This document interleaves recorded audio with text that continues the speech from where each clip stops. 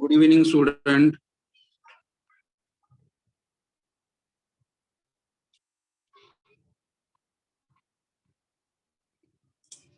Hello, good evening, student. Good evening, sir. Okay. Today we have in the last lecture we have completed about the gaseous state. Today we'll start about with the liquid state. और थोड़ा party हमें study करना liquid states के बारे में.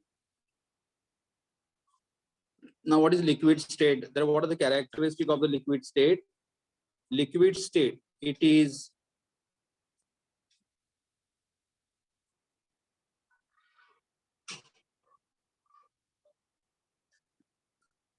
intermediate state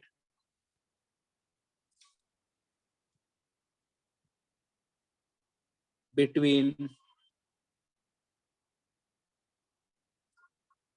gaseous state and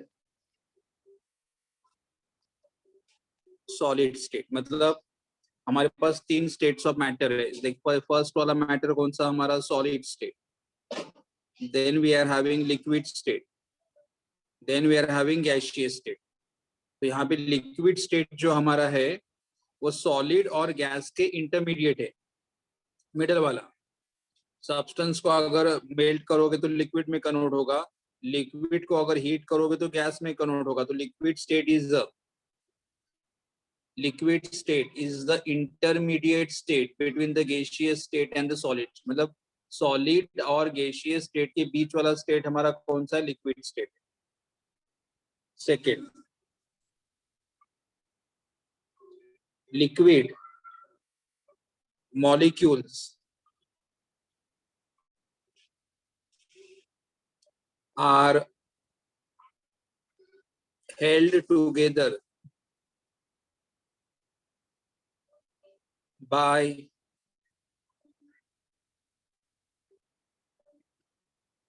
moderate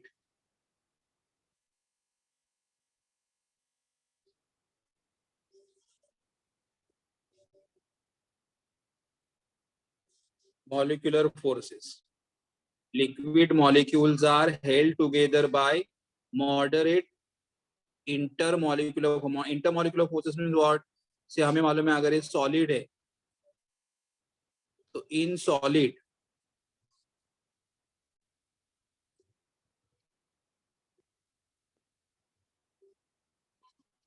intermolecular attraction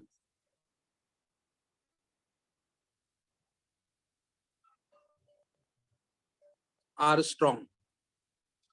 In gases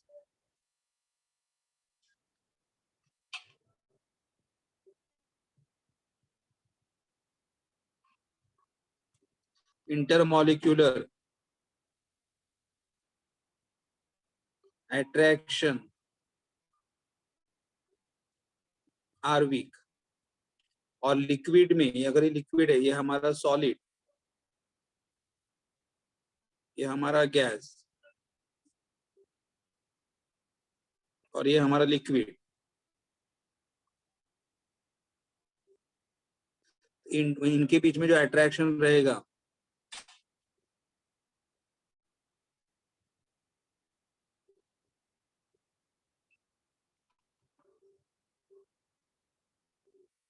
attraction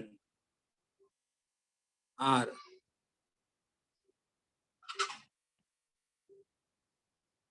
intermolecular attraction are moderate. Intermolecular attraction are moderate मतलब what? कि liquid में जो अट्रैक्शंस है वो सॉलिड से कम रहेगा, लिक्विड के बीच में जो अट्रैक्शंस है वो सॉलिड से कम रहेगा और गैस से ज्यादा रहेगा. लिक्विड के दो मॉलिक्यूल के बीच में जो अट्रैक्शंस है, लिक्विड के दो मॉलिक्यूल के बीच में जो अट्रैक्शंस है वो सॉलिड से कम रहेगा और गैस से ज्यादा रहेगा. तो इससे हम लोग क्या बोलते हैं यहाँ पे, intermolecular attractions are moderate. Intermolecular attractions are moderate. Okay. Third,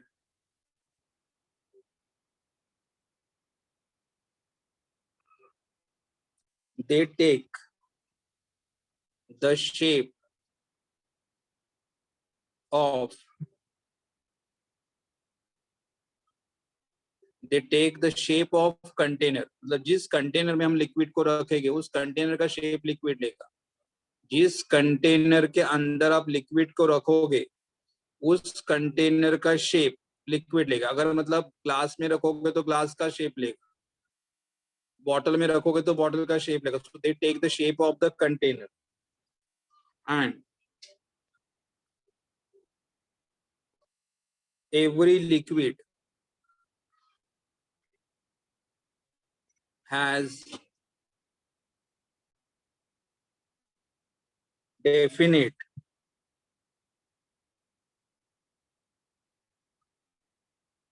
boiling point and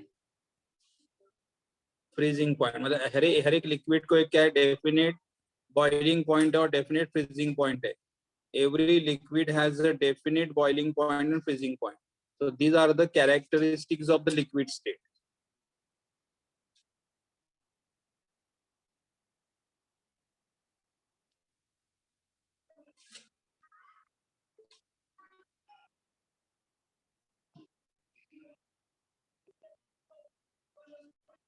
Characteristics of liquid. So what is characteristic?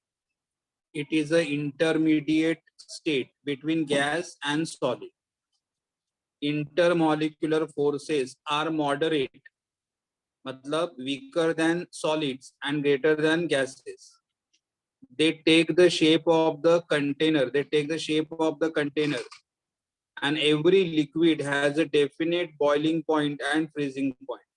Every liquid has a definite boiling point and freezing point. Okay. तो ये हमारे liquid state के properties थे। Now we are going for the, हमें तीन properties यहाँ पे study करना है। तीन प्रॉपर्टीज के बारे में डिटेल में स्टडी करना है। तो सबसे पहला प्रॉपर्टी जो हमें यहाँ पे स्टडी करना है, that property is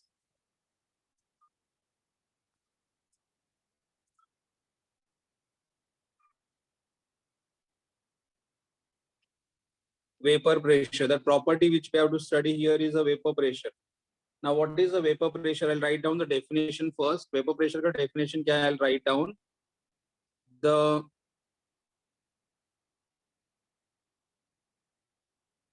pressure exerted by the vapors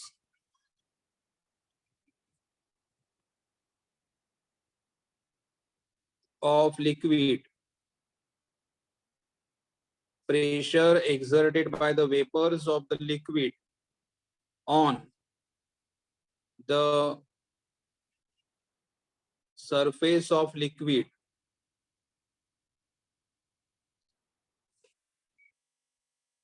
when an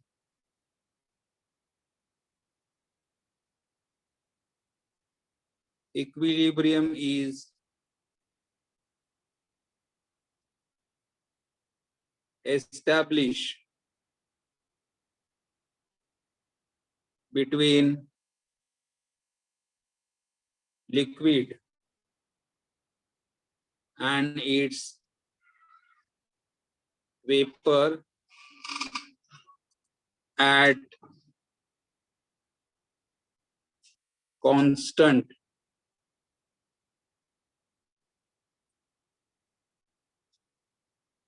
temperature is called vapor pressure of liquid। देखो मैं एक बार वापस बोलता हूं आपको, मैं एक्सप्लेन कर देता हूं इसका meaning. What is vapour pressure? The pressure exerted by the vapours of the liquid on the surface of the liquid and equilibrium, when equilibrium is established between the liquid and its vapor at a constant temperature is called as a vapor pressure, is called as a vapor pressure। तो concept कैसा होगा देखो, सबसे पहले अगर हमारे पास एक container है,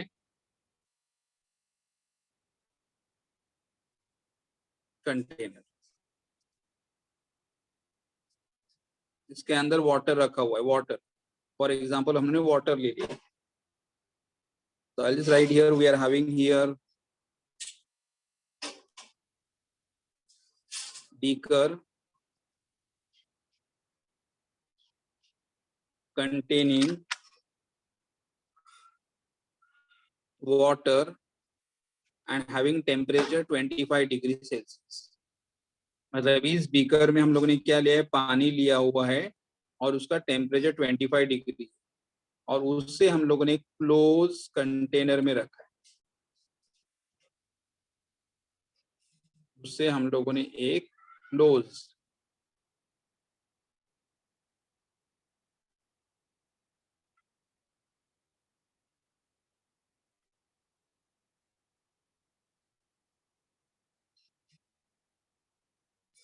ये हमारे पास एक क्लोज्ड वेसल है, ये हमारे पास एक क्लोज वेसल है। तो ये हमारे पास एक क्लोज वेसल है। क्लोज वेसल में क्या रखा हुआ है, बीकर रखा हुआ है और बीकर के अंदर क्या रखा है, वाटर रखा हुआ है और वाटर का टेम्परेचर 25 डिग्री। ओके, वाटर का टेम्परेचर 25 डिग्री है और यहाँ पे साइड में हम लोगों ने क्या अटैच कर दिया है, मर्क्यूरी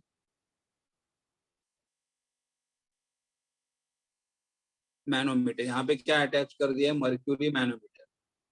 यहाँ पे अटैच कर दिया है mercury manometer, mercury manometer attach कर दिया, करेक्ट। तो अभी देखो सबसे पहले क्या होगा, यहाँ पे मर्क्यूरी भरा हुआ है। तो जब मर्क्यूरी, यहाँ सबसे पहले मतलब यहाँ पे मर्क्यूरी,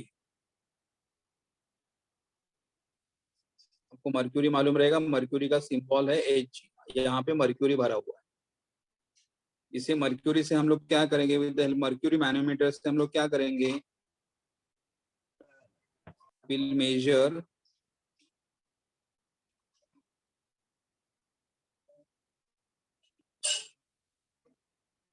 मर्क्यूरी मैनोमीटर से हम लोग क्या मेजर करेंगे, मेजर वेपर प्रेशर। इससे हम लोग मेजर करेंगे वेपर प्रेशर, मेजर करेंगे। मर्क्यूरी मैनोमीटर से we will measure what, mercury manometer will measure what, vapour pressure of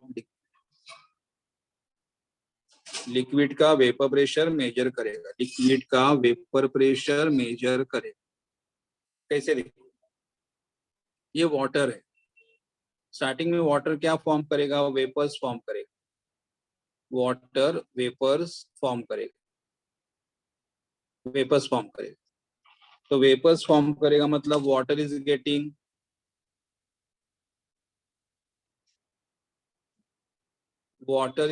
vaporized. When water is getting vaporized, it is called as evaporation.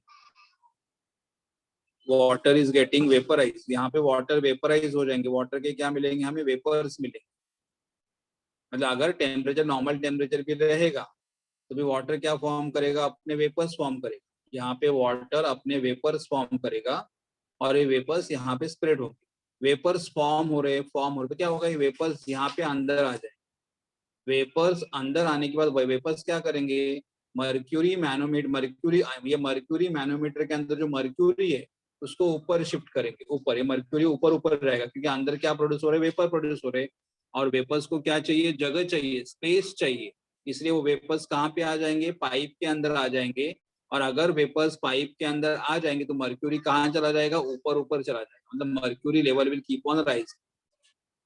तो अगर यहाँ पे मर्क्यूरी का लेवल राइज हो रहा है, अगर यहाँ पे मर्क्यूरी का लेवल ऐसा ऊपर ऊपर जा रहा है, इसका मतलब क्या हुआ, अंदर क्या फॉर्म हो रहे, वेपर्स फॉर्म हो रहे।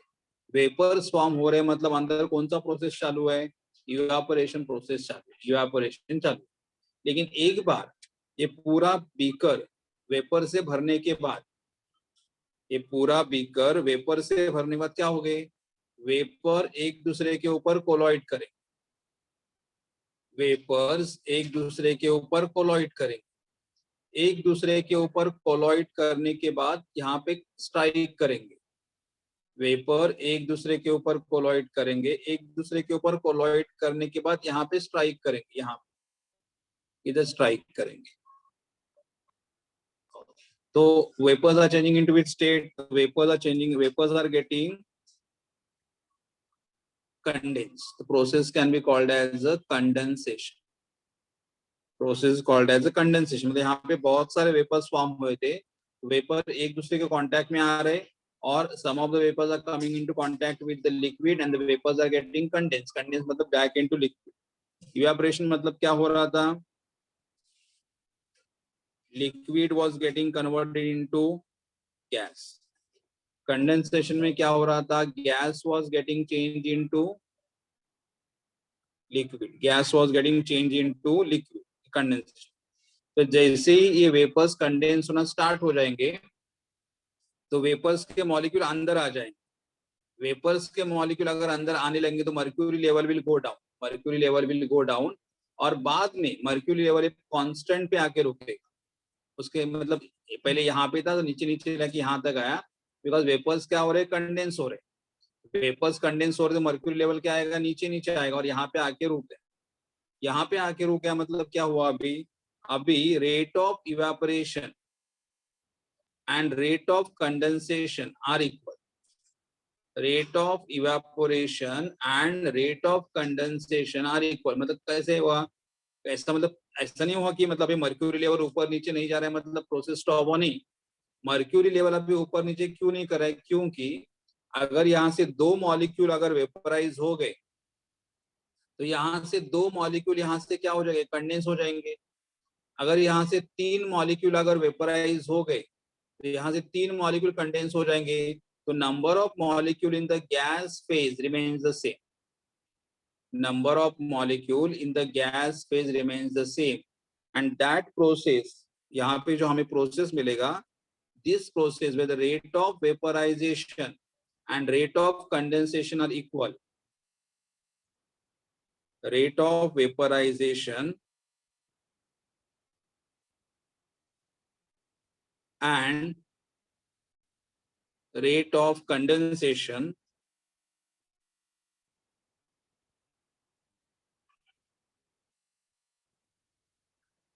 are equal. Rate of vaporization and rate of condensation are equal. दोनों रेट इक्वल है, मतलब we can say here water is in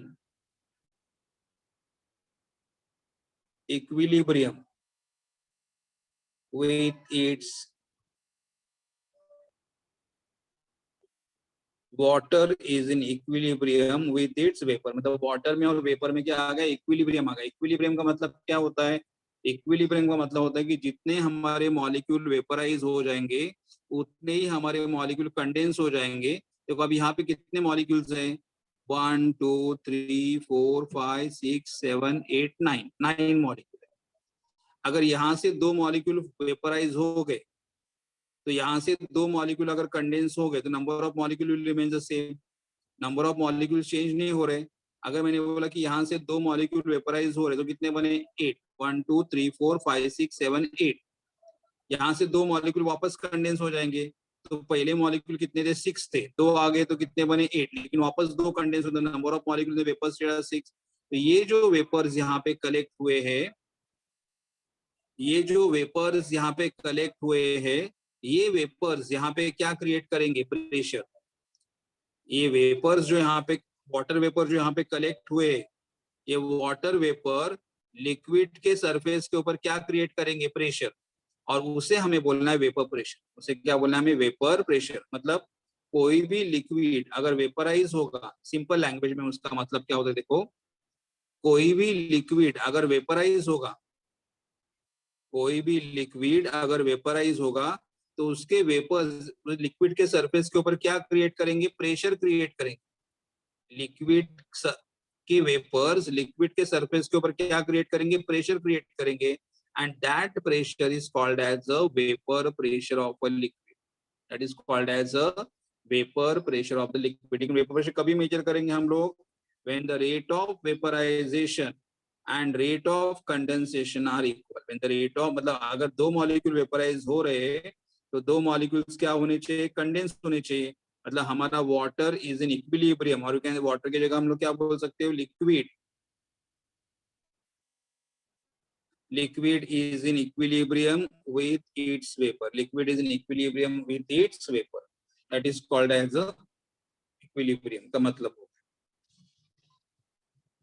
okay, एक बार वापस डेफिनेशन पे, डेफिनेशन क्या था यहाँ पे, the pressure exerted by the vapours of the liquid on the surface of the liquid, मतलब लिक्विड के वेपर्स, लिक्विड के वेपर्स लिक्विड के सरफेस के ऊपर क्या क्रिएट कर रहे हैं, प्रेशर। कभी व्हेन हम लोग प्रेशर कभी मेजर करेंगे, स्टार्टिंग में प्रेशर मेजर किया था नहीं, कभी हम लोग प्रेशर कभी मेजर करेंगे, when an equilibrium is established between, किसमें इक्विलिब्रियम एस्टैब्लिश होगा, between liquid and it's vapour, between liquid and its vapor at a constant temperature, at a constant temperature is called as a vapor pressure of liquid, is called as a vapor pressure of a liquid, correct।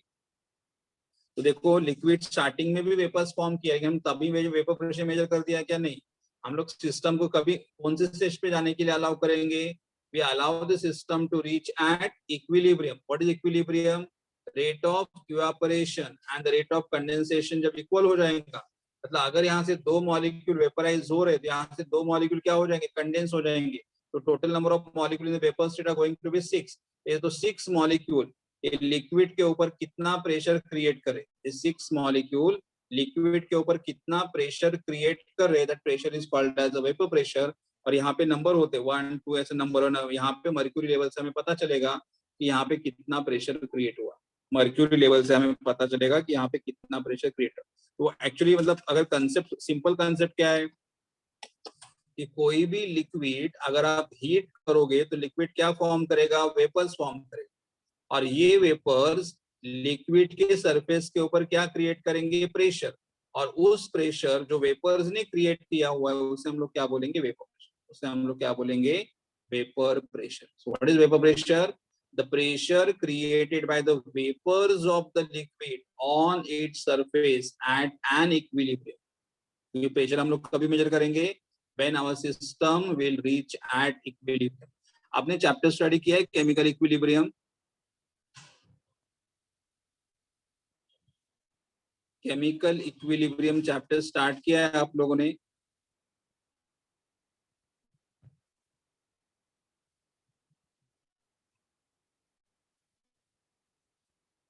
Yes बच्चों, at least yes और no में reply करो कि have you all started with the chapter chemical equilibrium.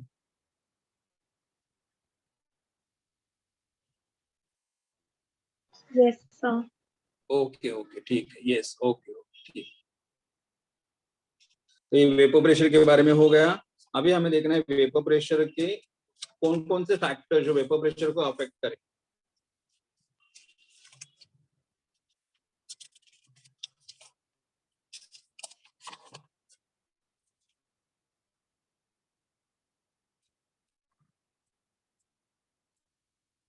Factors affecting the vapor pressure of liquid, factor affecting the vapour pressure of liquid, कौन से factors है जो vapour pressure को अफेक्ट करेंगे। First one,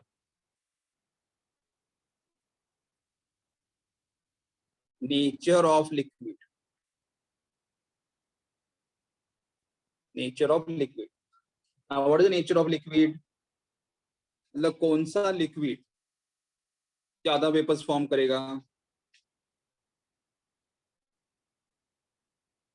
the liquids having weak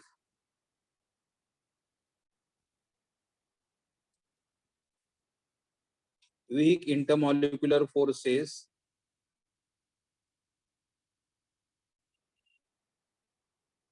possess high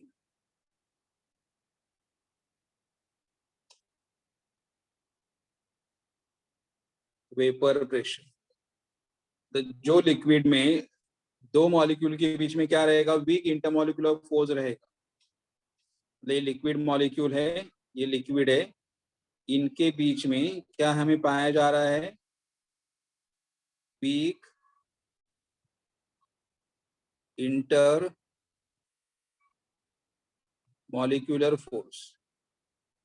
अगर इनके बीच में intermolecular force अगर वीक रहेगा, इनके बीच में इंटरमोलिकुलर फोर्स अगर वीक रहेगा तो बॉन्ड इजीली ब्रेक हो जाएगा, बॉन्ड इजीली ब्रेक हो जाएगा। और अगर हमारा बॉन्ड इजीली ब्रेक हो जाएगा तो वेपर जल्दी फॉर्म होंगे, क्योंकि अगर हमारा ये बॉन्ड स्ट्रॉन्ग रहेगा then it will not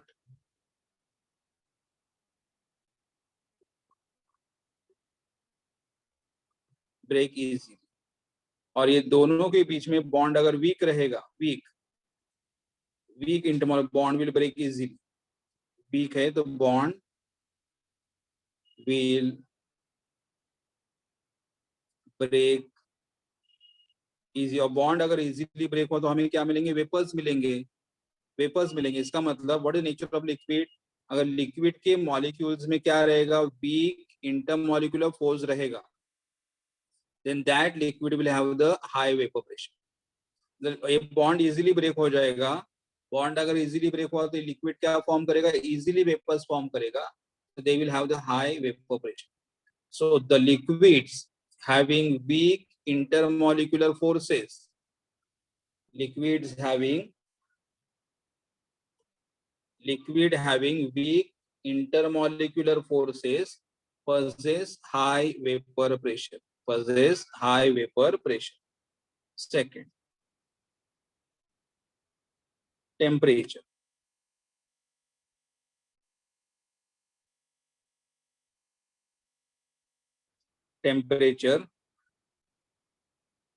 As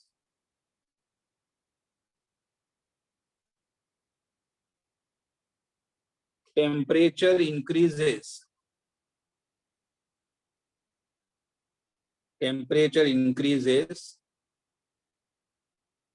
vapor pressure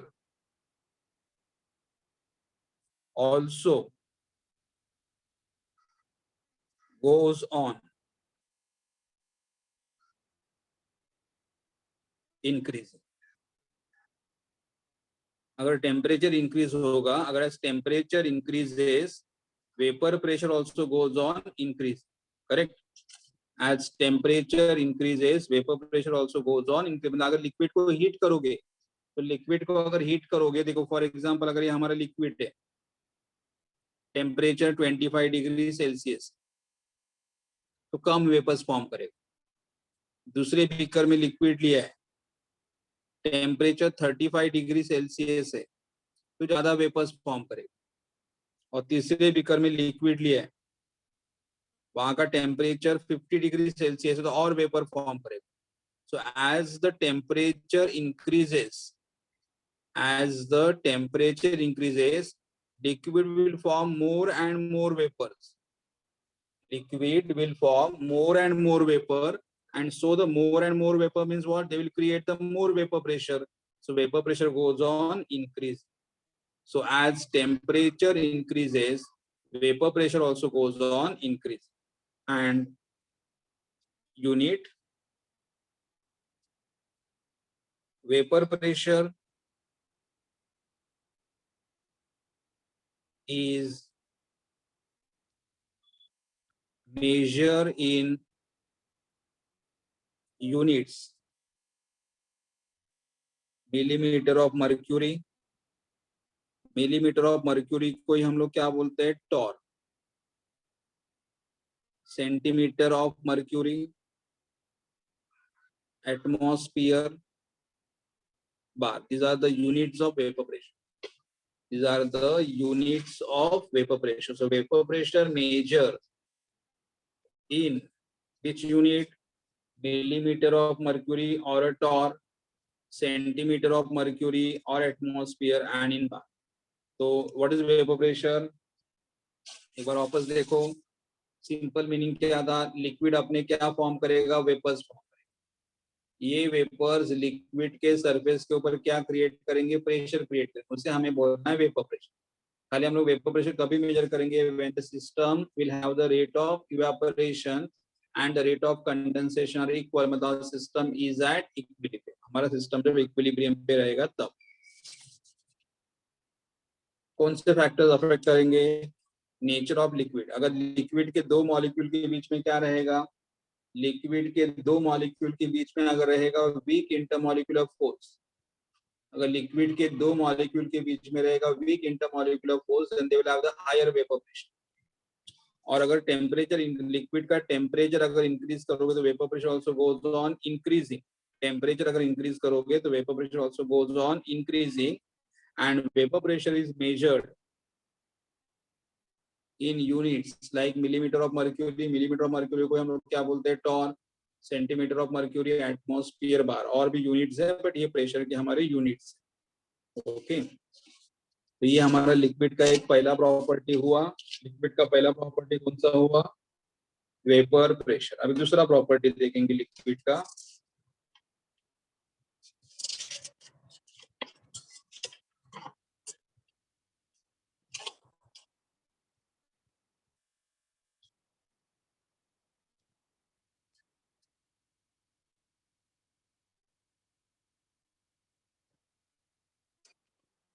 surface tension.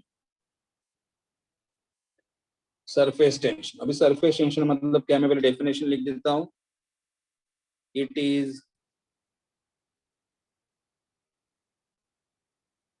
Defined as the force acting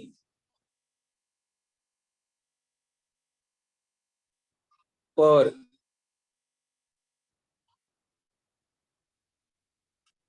unit length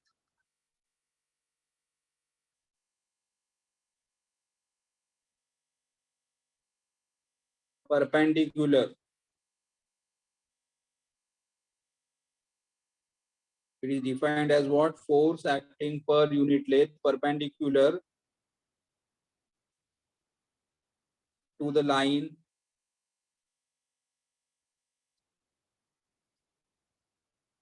drawn on the surface of a liquid. It is defined as the force acting per unit length. Force acting per unit length perpendicular to line drawn on the surface of liquid. तो कैसे? इसको पहले मैं concept आपको समझाता हूँ। देखो, suppose we are having one container. ये हमारा एक कंटेनर है, इसके अंदर ये लिक्विड है।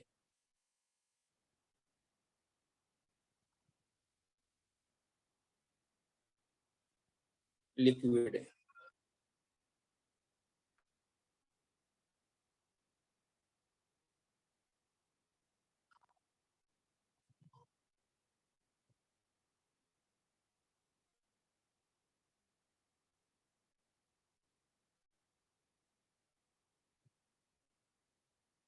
ये हमारा लिक्विड है।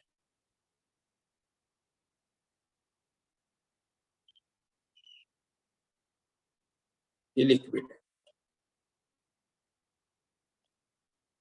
तो यहाँ पे कैसे रहता है? देखो,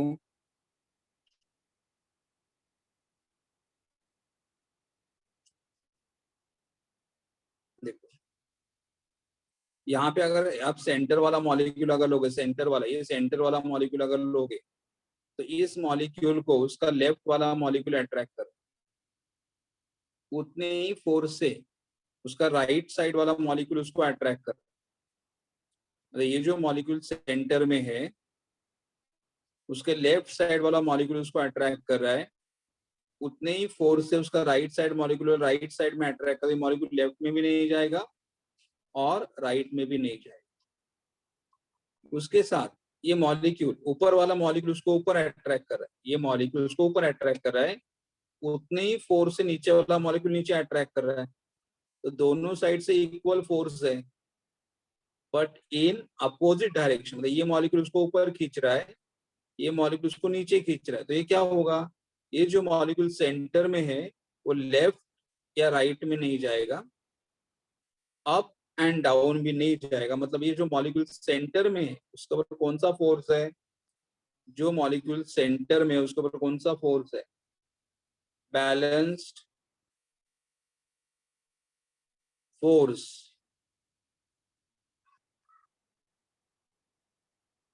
attraction. So कौन सा फोर्स है, balance force of attraction. So what I can here write down here,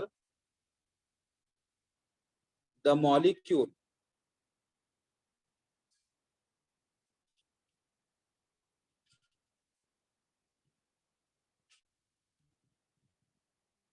inside the bulk, मतलब अंदर वाले molecule, the molecule inside the bulk has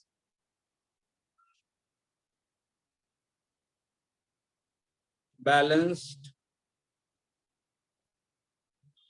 force of attraction. The molecule inside the bulk, जो molecule bulk के अंदर है, मतलब liquid के अंदर है, जो मॉलिक्यूल लिक्विड के अंदर है, they have the balance force of attraction.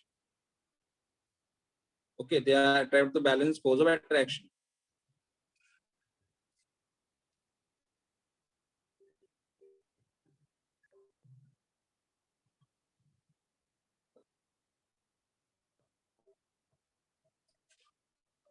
So balance, so the net force of attraction on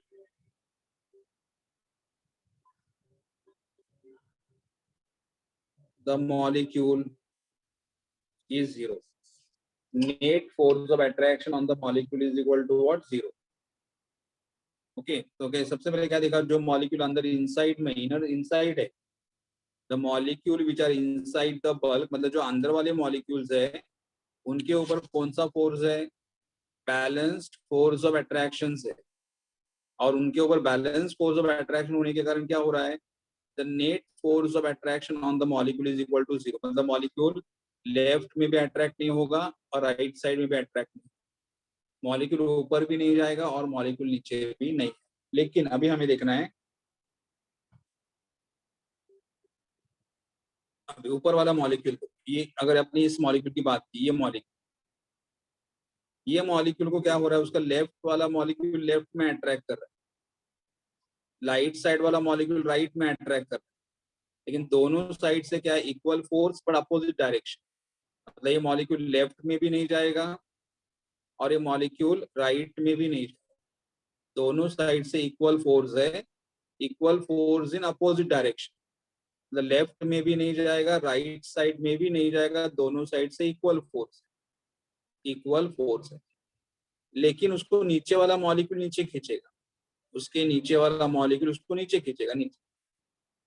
तो अभी तो उसको ऊपर बैलेंस करने के लिए कुछ नहीं है, तो ये मॉलिक्यूल नीचे आ जाएगा. नीचे आने के कारण क्या होगा, ये जो सरफेस है, ये सरफेस कैसा लगेगा, ये मॉलिक्यूल के ऊपर कौन सा फोर्स है,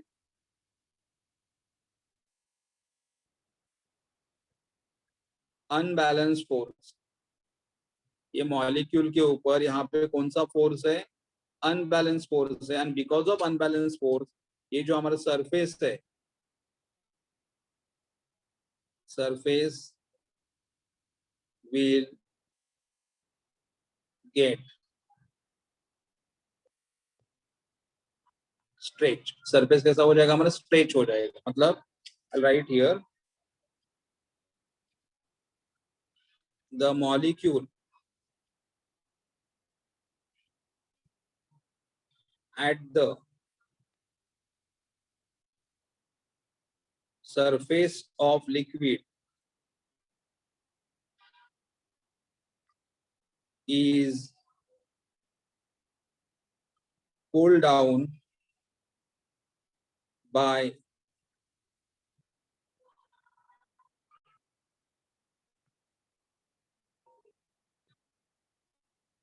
towards the bulb. मतलब ये जो मॉलिक्यूल्स है ये नीचे आने की कोशिश करेगा। अगर ये मॉलिक्यूल नीचे आने की कोशिश करेगा तो क्या होगा, this molecule will look like what, stretch membrane. मतलब देखो, अगर आपने ग्लास में पानी लिया रहेगा, अगर आपने ग्लास में पानी लिया रहेगा तो पानी का जो सबसे ऊपर ऊपर वाला लेयर रहेगा वो कैसा लगता है हमें, पानी का जो ऊपर वाला लेयर है वो कैसे दिखाई देगा, स्ट्रेच मेम्ब्रेन का दर्जा, म्हणजे असं खेचल्यासारखं दिसतं। ग्लासामध्ये पाण्याचं सगळ्यात जे वरचं लेयर आहे ते आपल्याला खेचल्यासारखं म्हणजे ताणल्यासारखं दिसतं का, कारण वॉटरच्या सरफेस वाल्या मॉलिक्यूलला, वॉटरला जे सरफेसला मॉलिक्यूल त्यांना त्यांच्या खालचे मॉलिक्यूल खाली खेचतात।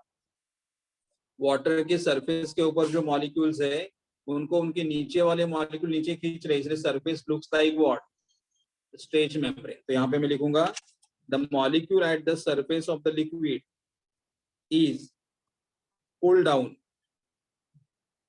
by towards the bulb, and therefore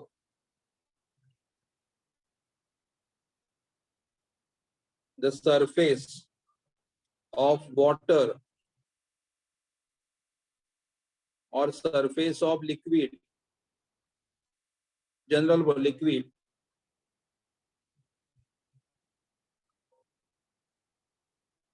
looks like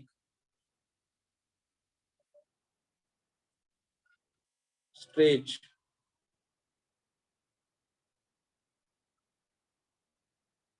surface of the liquid looks like what, stretch membrane।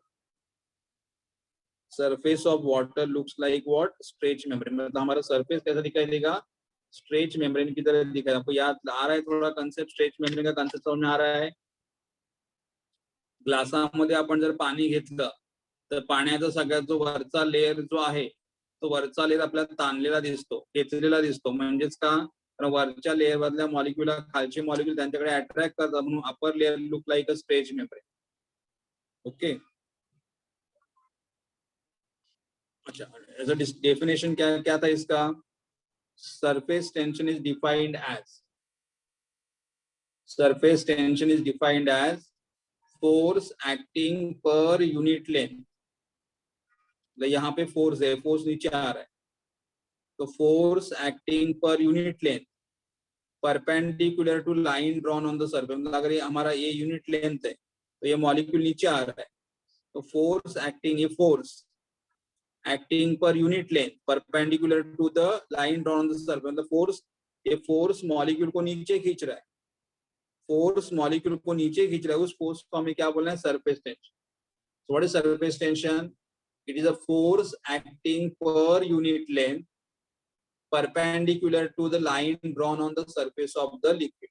The liquid के surface के ऊपर आपने जो line drawn किया है, liquid के surface के ऊपर आपने जो line drawn किया है, उस line को हमारा force नीचे खींचेगा perpendicular direction में, उसे हम लोग क्या बोलेंगे, surface tension। Is defined as force acting per unit length perpendicular to the line drawn on the surface of the liquid is called as the surface tension। और force per unit length है, force per unit length, and force per unit length is called as a surface tension। तो इसका unit क्या आएगा, force आएगा Newton में, length आएगा metre में, so न्यूटन पर metre. So I'll write down here the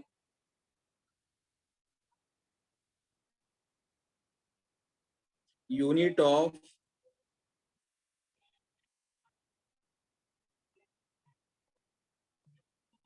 surface tension is Newton पर मीटर। न्यूटन, क्योंकि force is measured in which you need Newton, length is measured in which you need meter, so Newton per meter। So unit of the surface tension is what, the unit of surface tension is Newton per meter, Newton per meter।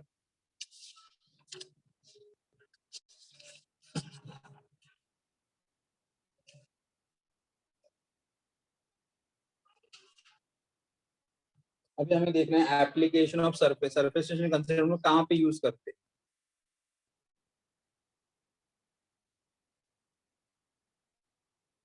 application of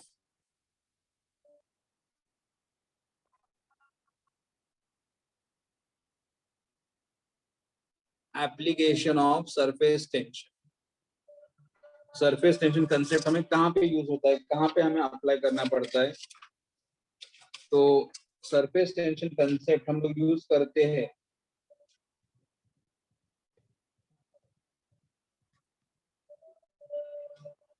कहाँ पे use करते हैं? Cleaning action of soap and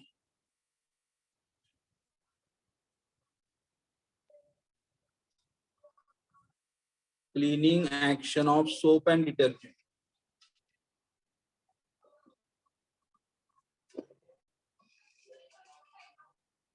cleaning action of soap and detergent मतलब हम लोग जो कपड़े clean करने के लिए क्या यूज करते हैं? सोप एंड डिटर्जेंट यूज करते हैं। एंड सोप एंड डिटर्जेंट का जो क्लीनिंग एक्शन है वो कौन से कंसेप्ट के ऊपर बेस है? सरफेस टेंशन के ऊपर base. The cleaning action of soap and detergent depends upon the cleaning action of soap and detergent based on which concept? Surface tension. कैसे मालूम है? Surface क्यों? So the soap and detergent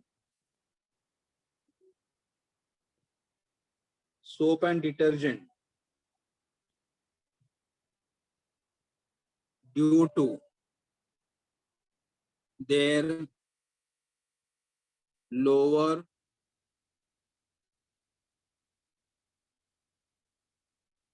the soap and detergent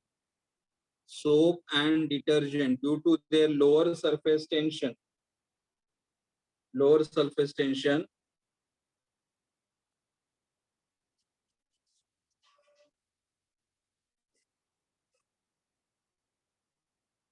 penetrates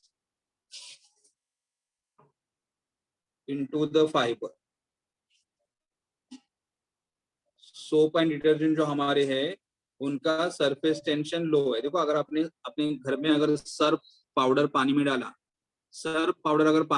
तो जो पानी का जो ऊपर का लेयर है वो वाटर की तरह दिखाई देगा कि अगर पहले एक बकेट में प्लेन वाटर ले लो, एक बकेट में आप प्लेन वाटर ले लो, अगर एक बकेट में अगर आप प्लेन वाटर ले लोगे, तो प्लेन वाटर का सरफेस कैसा रहेगा? स्ट्रेच मेम्ब्रेन की तरह रहेगा। प्लेन वाटर का मेम्ब्रेन कैसा रहेगा? स्ट्रेच मेम्ब्रेन की तरह रहेगा। लेकिन अगर वही वाटर में अगर आपने डिटर्जेंट पाउडर मिक्स कर दिया, तो सरफेस कैसा लगेगा? इतना स्ट्रेच नहीं दिखेगा, मतलब कैसा होगा? Lower surface tension. The soap and detergent due to their lower surface tension penetrates into the fiber। मतलब सोप एंड डिटर्जेंट का सरफेस टेंशन लो है, इसीलिए हमारे कपड़े के अंदर घुस जाते हैं, और कपड़े के अंदर घुस जाने के बाद क्या करते हैं? कपड़े के अंदर जो भी दाग लगा हुआ है सराउंड्स द ऑयली सब्सटेंस, कपड़े के अंदर का जो दाग है उसको सराउंड करते हैं, surrounds the oily substance and washes it away। मतलब यहाँ पे क्या देखा हम लोगों ने? जो सोप एंड डिटर्जेंट जो हमारे पास है उनका सरफेस टेंशन लो है। उनका सरफेस टेंशन लो होने के कारण क्या होते हैं? वो कपड़े के धागे के अंदर जाके कपड़े में जो भी ऑयली सब्सटेंस लगा हुआ है उसको रिमूव कर देते because of lower surface tension. ये है सो क्लीनिंग अपने जो सोप एंड डिटर्जेंट है उनका जो क्लीनिंग एक्शंस है वो किसके ऊपर डिपेंड करे? सरफेस टेंशन के ऊपर डिपेंड करे। दूसरा एक एप्लीकेशन है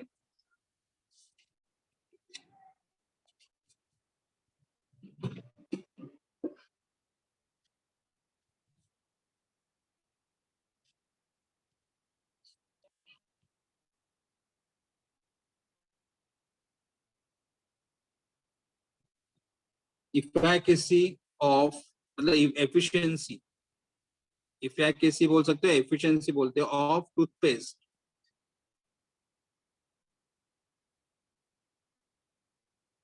टूथपेस्ट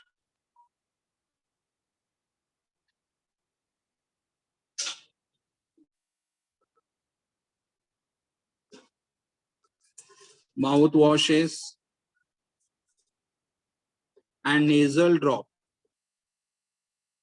मतलब हमारे पास जो टूथपेस्ट है, माउथ वॉशेस है, नेजल ड्रॉप्स है, द इफिकेसी मतलब एफिशिएंसी ऑफ ए टूथपेस्ट, मतलब टूथपेस्ट हमारे दांत के अंदर जाके सब जगह से जो भी डर्ट है वो निकाल देता है। माउथ वॉश हमारे मुंह में जाके कॉर्नर में कुछ फंसा रहा हो निकाल देता है। नेजल ड्रॉप नाक में जाके सब जगह से कुछ फंसा हुआ निकाल देता है। क्यों ये पॉसिबल है? The efficacy of toothpaste, mouth washes and nasal drop is due to the presence of their lower surface tension. Due to presence of lower surface tension, this increases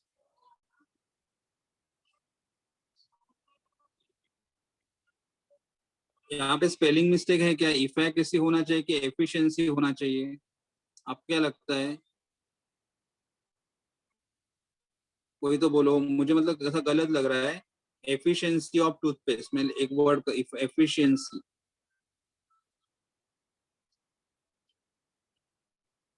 efficiency of the मतलब हमारा toothpaste effective है, हमारा mouth wash भी effective है, और हमारे nasal drop भी effective है। क्यों इफेक्टिव है? Because due to presence of their lower surface tension, मतलब लोअर सरफेस टेंशन के कारण टूथपेस्ट हमारे दांत में कुछ फंसा हुआ निकाल पाता है, माउथ वॉश हमारे मुंह में कुछ फंसा रहेगा वो निकाल पाता है, और नेजल ड्रॉप अगर नाक में कुछ रहेगा तो निकाल पाता है due to the lower surface tension.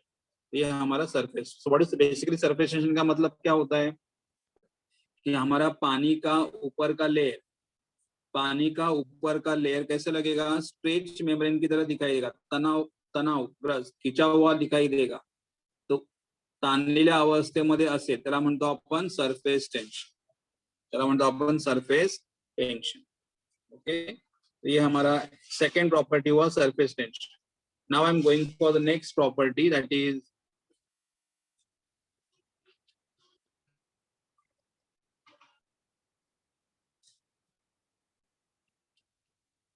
viscosity. The next is viscosity.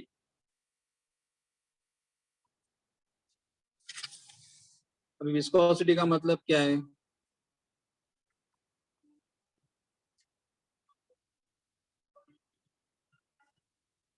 Viscosity पहले मीनिंग लिखेंगे, विस्कोसिटी का मीनिंग लिखेंगे कि विस्कोसिटी मतलब क्या है।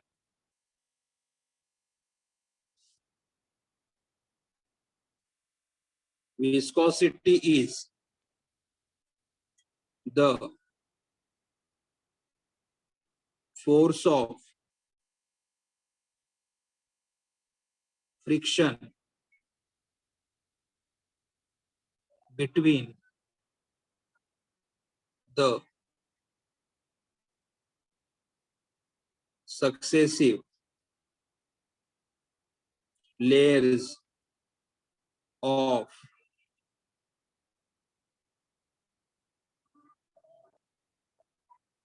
flowing liquid. Viscosity, what is viscosity? Viscosity is a force of friction, force of friction between the successive layers of flowing liquid.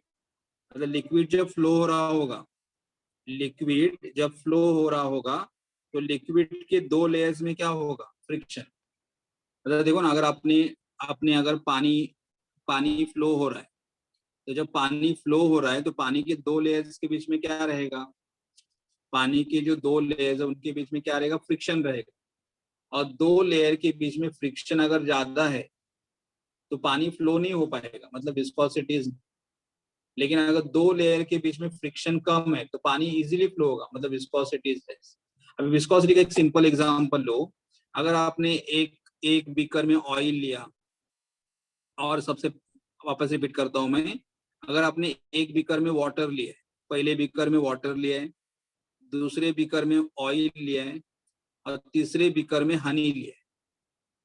पहला वाला बीकर में वाटर है, दूसरे वाले बीकर में ऑयल है, और तीसरे वाले बीकर में हनी हनी तो कौन सा लिक्विड ज्यादा विस्कस है, मतलब कौन से लिक्विड का विस्कोसिटी ज्यादा है, कौन से लिक्विड का विस्कोसिटी ज्यादा है, विच इज मोर विस्कस, मतलब कौन सा लिक्विड ज्यादा थिक रहेगा, और जो सबसे ज्यादा थिक रहेगा उसका विस्कोसिटी ज्यादा रहेगा। वाटर, ऑयल एंड हनी, तीनों में से कौन सा लिक्विड ज्यादा विस्कस है, ज्यादा विस्कस है मतलब उसका विस्कोसिटी ज्यादा रहेगा। तो विच liquid is more viscous, thick, गाढ़ा, कौन सा लिक्विड है, हनी। तो honey is more viscous, and because honey is more viscous, Honey has more viscosity. इसीलिए अगर आप हनी का ड्रॉप अगर टेबल पे ऊपर डाल दोगे तो हनी स्प्रेड नहीं होता है। हनी स्प्रेड क्यों नहीं होता है, क्योंकि हनी के दो लेयर्स के बीच में क्या रहेगा, फ्रिक्शन रहेगा। हनी के दो लेयर्स के बीच में क्या रहेगा, फ्रिक्शन रहेगा, and the friction, force of friction is more, and therefore the honey will have the more viscosity. So what is viscosity?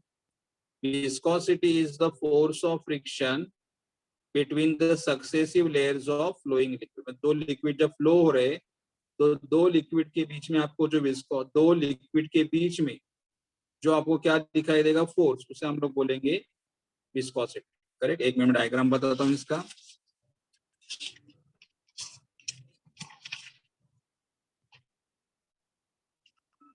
अगर फॉर एग्जांपल ये अगर हमारा पाइप है,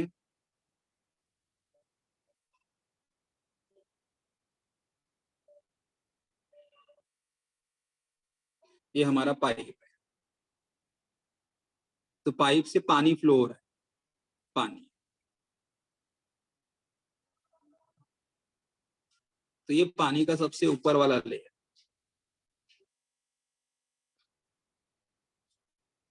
ये हमारा मेटल है, पाइप मतलब मेटल बॉडी। ये भी सबसे ऊपर वाला मेटल बॉडी, मेटल बॉडी। तो अभी यहाँ पे क्या होगा, ये पानी का लेयर और ये मेटल बॉडी, इनके बीच में फ्रिक्शन ज्यादा रहेगा। फ्रिक्शन ज्यादा होने के कारण पानी फ्लो नहीं हो पाएगा, स्पीड कम रहेगा। उसके अंदर वाला और एक लेयर ले,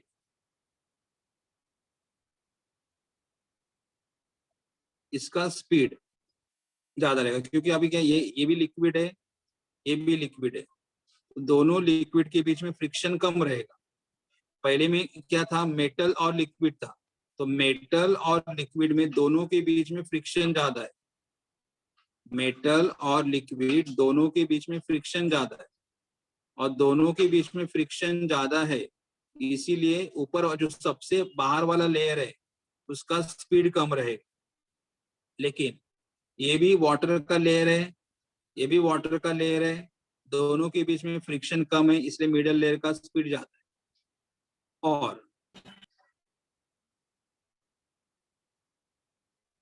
और मिडल में अगर आओगे तो और स्पीड ज्यादा रहेगा, बिकॉज इनके बीच में और इनके बीच में फ्रिक्शन। तो व्हाट में क्या बोलना है कि जो लेयर मेटल बॉडी के कांटेक्ट में है, जो लेयर मेटल बॉडी के कांटेक्ट में उनका फ्रिक्शन ज्यादा हो रहा है, so they move with the less speed. But as we go inner side of the pipe, or as we go away from the metal body, जो inner layers है, जो inners layer है, they are moving with the more speed. Inner layers are moving with the more speed. Inner layer are moving with the more speed because उनके बीच में frictions कम है। तो यहाँ पे जो मतलब वाटर जब फ्लो हो रहा होगा पाइप से, वाटर जब पाइप से फ्लो हो रहा होगा, तो जो लेयर सबसे सेंटर में रहेगा, जो लेयर सबसे सेंटर में रहेगा उसका स्पीड सबसे ज्यादा रहेगा। उसका स्पीड सबसे ज्यादा रहेगा, करेक्ट। तो व्हाट आई वांट टू से here,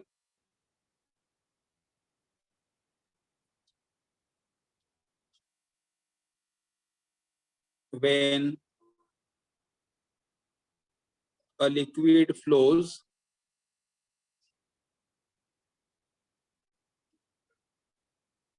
through a tube,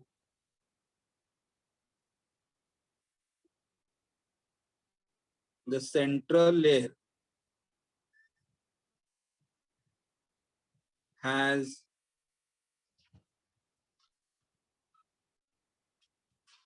highest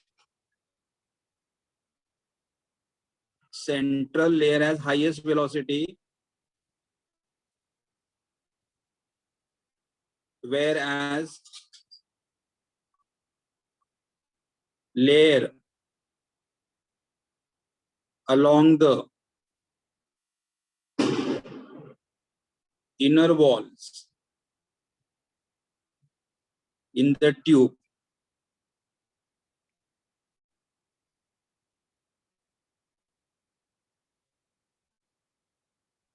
remains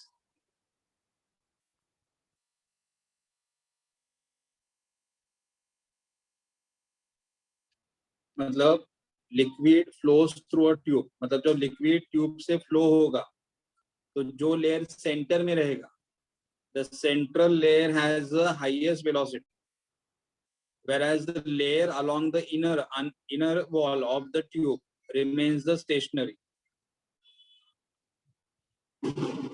and this is a result of the viscosity of, this is the result of viscosity of liquid, this is the result of viscosity of liquid. Okay, अब इसका unit देखेंगे, unit क्या है,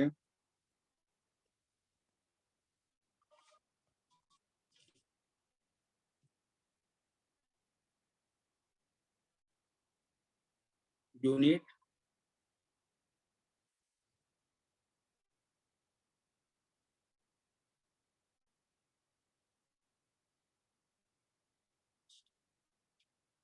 unit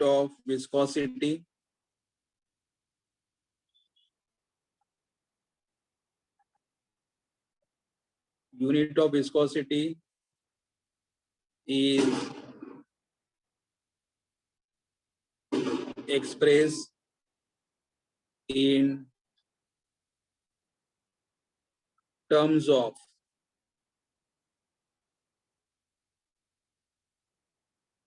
coefficient of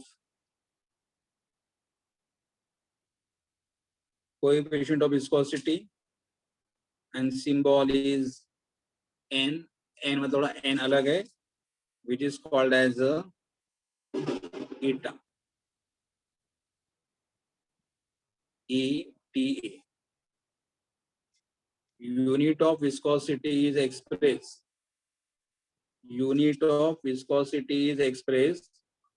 in terms of coefficient of viscosity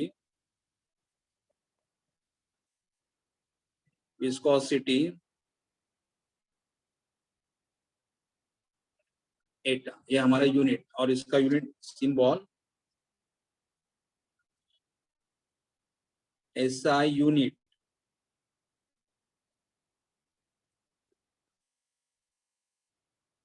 of viscosity is Newton second per meter square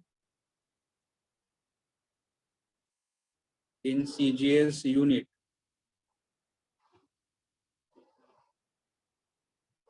poise. SI unit of viscosity is Newton second per meter square. SI unit. In CGS unit, it is poise. SI unit of viscosity is Newton second per meter. In CGS unit, it is a poise. Okay. अभी हमें देखना है कि Examples of viscosity.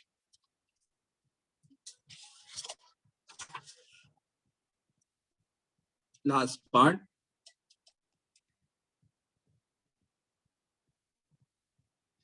Examples of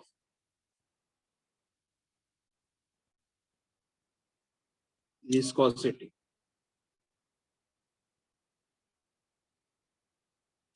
What is the first one? The first one is a good quality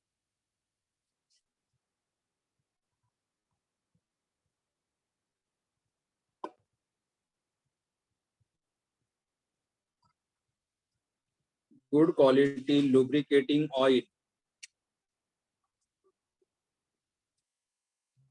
does not change its viscosity with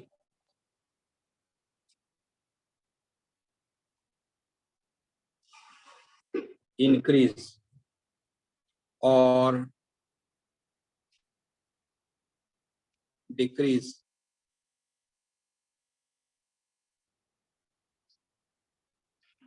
in temperature. देखो, a good quality lubricating oil मतलब अपने हम लोग जब कार इंजन में या truck tempo में हम लोग क्या करते हैं, ऑयल ऐड करते हैं, ऑयल कैस्टर ऑयल वगैरह ऐड करते हैं. a good quality lubricating oil मतलब अगर हमारा ऑयल अच्छा रहेगा तो उसका विस्कोसिटी चेंज नहीं होगा विद इंक्रीज और डिक्रीजिंग टेम्परेचर. मतलब अगर ऑयल का विस्कोसिटी चेंज नहीं हो रहा है मतलब that oil is a good quality. मतलब जो हम लोग कैस्टर ऑयल वगैरह यूज करते हैं ट्रक टेम्पो या इंजन में डालने के लिए, अगर उसका विस्कोसिटी चेंज नहीं होगा, अगर उसका विस्कोसिटी चेंज नहीं होगा with temperature, that means the oil is of good quality. Oil is of good quality मतलब अगर ऑयल का विस्कोसिटी चेंज नहीं हो रहा है with the temperature, the oil is of good quality. Correct? Here. Second application.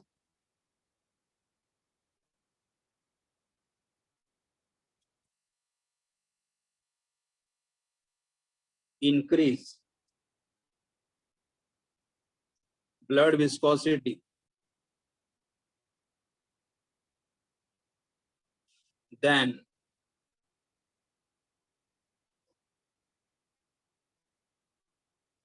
the normal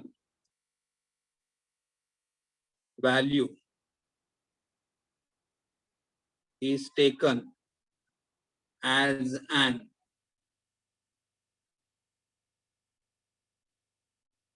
indication of cardiovascular disease. मतलब अगर हमारे ब्लड का विस्कोसिटी अगर बढ़ेगा, अगर हमारे ब्लड का विस्कोसिटी अगर बढ़ेगा देन नॉर्मल, देन उससे हमें क्या होगा, ब्लड अपने वेसल से पास नहीं होगा तो उस समय क्या होगा, we will suffer through cardiovascular disease. मतलब अगर हमारा ब्लड, देखो ब्लड थिन है, लेकिन अगर हमारा ब्लड का विस्कोसिटी बढ़ेगा, अगर हमारे ब्लड का विस्कोसिटी बढ़ेगा तो ब्लड का विस्कोसिटी बढ़ेगा मतलब blood will become thick.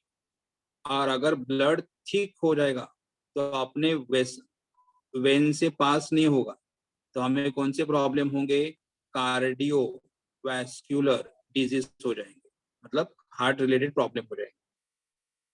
And the last example,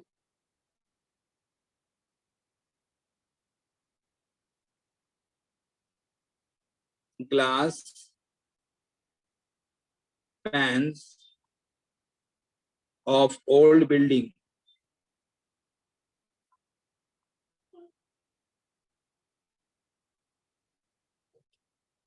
are found to become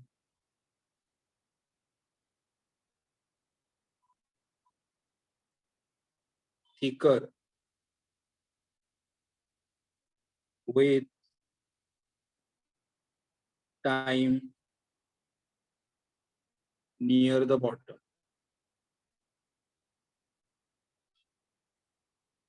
तो यहाँ पे क्या, glass panes of the old building, हमारे ओल्ड बिल्डिंग के जो विंडोज है, ओल्ड बिल्डिंग के जो विंडोज है, उनके विंडोज के जो ग्लास पैन्स है, हमारे ओल्ड बिल्डिंग के जो विंडोज है, विंडोज में क्या लगे हुए, ग्लास, कांच, कांच का विंडो, तो वो जो विंडो है उसका lower side become thicker. The glass panes of the old building, glass pans of the old building are found to become thicker with the time near the bottom. मतलब नीचे मतलब कैसे रहेगा, अगर हमारा ये विंडो है और एक ग्लास है, तो स्टार्टिंग में ग्लास कैसे रहेगा, यूनिफॉर्म रहेगा, मतलब थिकनेस सेम रहेगा, लेकिन बाद में थोड़े साल के बाद सब पूरा नीचे आ जाएगा और यहाँ पे कैसे बनेगा, थिक बनेगा. ये विंडो पैन यहाँ पे कैसे बनेगा, थिक बनेगा. मतलब liquid, glass is a liquid, flowing liquid. तो glass panes of the old building are found to become thicker with the time near the bottom. मतलब अगर हमारे बिल्डिंग के या घर के ग्लास विंडो है और अगर हमारे बिल्डिंग को या विंडोज को बहुत साल हो गए तो ग्लास पैन की मतलब जो अंदर फ्लूइड है वो फ्लूइड नीचे आ जाता है और liquid becomes what, it becomes thick, it becomes thick. तो ये हमारे एप्लीकेशन. तो सिंपल ध्यान में क्या रखो, व्हाट इज विस्कोसिटी, और इससे हमें क्या पता चलता है, देखो इससे हमें क्या पता चलता है कि हमारा near the bottom it becomes thick. This indicates that this one evidence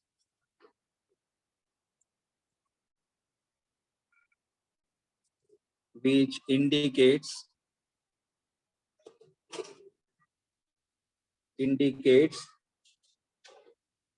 that glass is not a solid but a super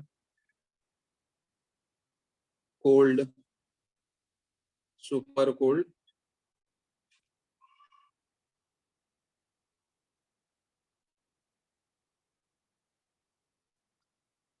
this one evidence which indicates that, indicates क्या करता है evidence, glass is not a solid but a super cool liquid. मतलब glass जो हमारा है, हमारा कांच जो है वो सॉलिड नहीं है, वो क्या है, सुपर कोल्ड विस्कस लिक्विड है.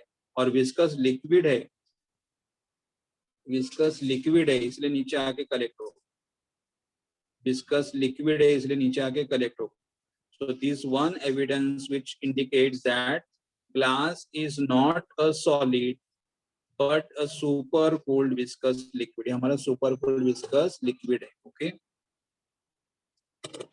ये हमने लिक्विड के तीन प्रॉपर्टीज देखे, लिक्विड के तीन प्रॉपर्टीज देखे. कौन से तीन प्रॉपर्टीज देखे, तीन प्रॉपर्टीज कौन से देखे, सबसे पहला वाला था वेपर प्रेशर, दूसरा प्रॉपर्टी था सरफेस टेंशन और तीसरा प्रॉपर्टी था विस्कोसिटी. करेक्ट. तो उसके साथ ही हमारा ये चैप्टर भी खत्म हो गया है. The remaining part of the new chapter will start in the next lecture. लेकिन एक उसके पहले मुझे एक इंडेक्स बता दो.